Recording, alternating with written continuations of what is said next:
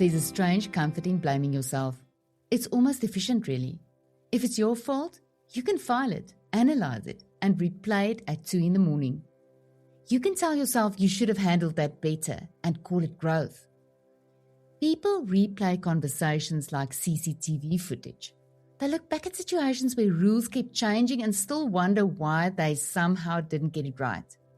They carry guilt for outcomes shaped by other people's behaviour, as if that was somehow their responsibility too. And here's what matters. Blame doesn't always come from within. Sometimes it's assigned. A narrative forms. A version of events takes hold. And someone becomes the problem even when they weren't. Over time, that story gets repeated enough that it starts to feel true. Not because it is, but because it's familiar. And that's when it shows up in everyday life.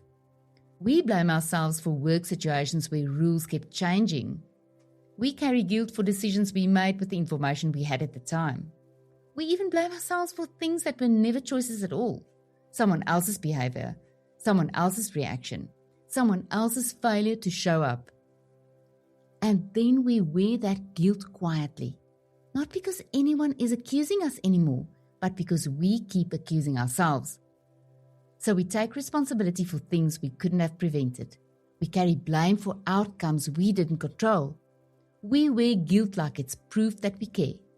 But caring and carrying are not the same thing. And this is exactly where the idea of the scapegoat comes in. Because when you really think about it, the scapegoat is almost absurd. It's just standing there, minding its own business. And suddenly everyone's pointing at it like, yes, that one, that's clearly the problem. That goat doesn't argue. It doesn't defend itself. It just gets loaded up with everything and sent off into the wilderness. And even the word scapegoat tells a story. It comes from the word escapegoat, an innocent one who escapes, but only after all the blame has been piled onto it. And this idea isn't limited to the Bible. There are stories, ancient and modern, built entirely around this pattern. Someone being chosen, not because they're guilty, but because a system or a group needs someone to carry the blame. Someone has to take it. Someone has to be the one it all lands on. And the uncomfortable truth is, we still do this. In families, in workplaces, in communities, sometimes quietly, sometimes without naming it. And when you place that next to the biblical scapegoat, you start to see how deeply human this pattern really is. Because the scapegoat was never guilty.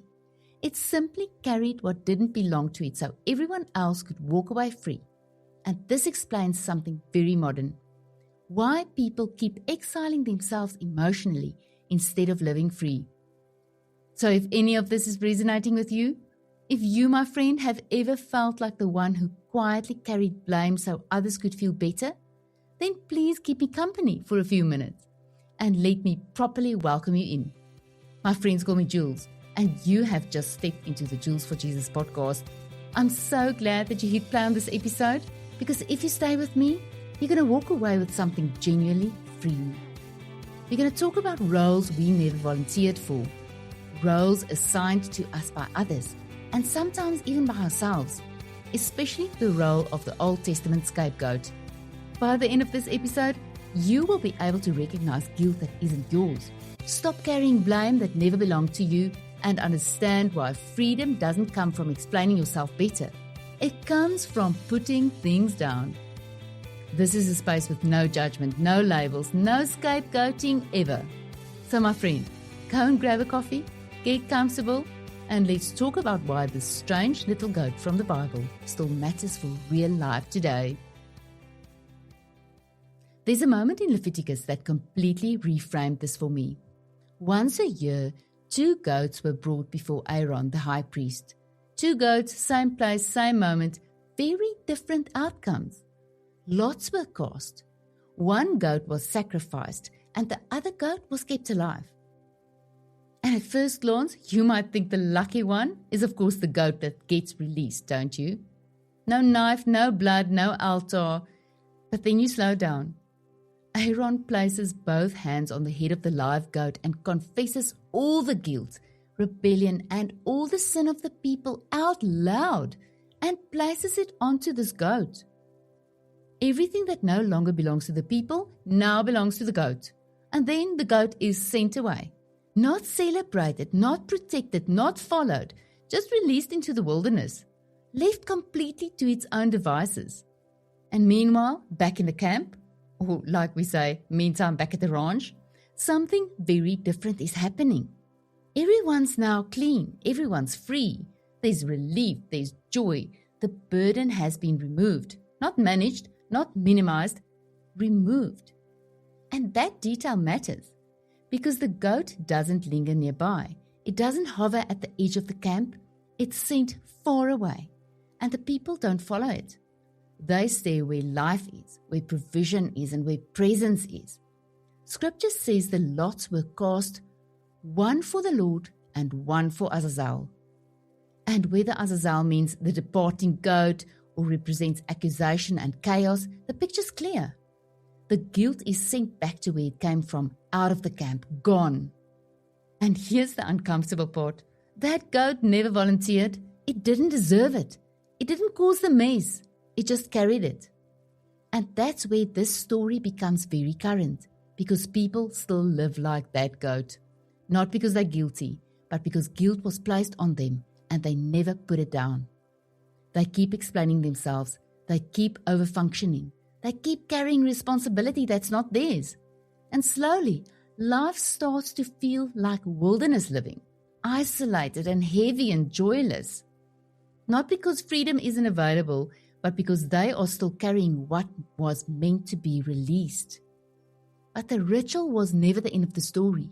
It was pointing forward to an innocent one who would come later, who would carry what didn't belong to him, once, fully, completely.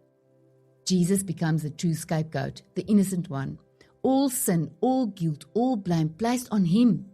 He is taken outside the camp. He's crucified. He carries it all the way into death. And there, it's left. The cross replaces the ritual once and for all. Which means we don't have to wait anymore, not once a year, not until we feel worthy, not until we've punished ourselves long enough. It's done. And this is where it gets very real. Because if we say we believe that, but we still wake up carrying guilt, shame and blame, then we are living as if the scapegoat was sent out in vain, as if the cross didn't finish the work. So the deeper question isn't just, are you carrying guilt that isn't yours? It's this. Why are you carrying guilt that was already laid on Jesus? Because if he carried it, it no longer belongs to you. So here's the invitation. Pause for a moment and check what you are carrying. Ask yourself gently and honestly, is this guilt actually mine? And if it isn't, today is a good day to put it down, my friend. Stop rehearsing the accusation. Stop explaining yourself to an imaginary courtroom. Stop living as if you still need to pay for something that's already been dealt with. Choose not to scapegoat yourself anymore. And if this episode named something you've been carrying quietly, don't keep it to yourself. Share it with one person who might also be living like the goat in the wilderness, thinking freedom is for everyone else. Because you were never meant to live out there, my friend. You were meant to live in a camp where there's presence, where there's provision, where there's joy. And if today all you can do is take one small step back, that's enough. Freedom doesn't always feel dramatic. Sometimes it just feels like relief. It feels like your shoulders dropping. So as we wrap up, be gentle with yourself as you put things down. You don't have to pick them up again tomorrow. But let me say this honestly and with love. If you keep carrying guilt that was already carried for you, you are living as though the cross didn't really do what it came to do. As though that freedom wasn't meant for you. And that would be such a loss.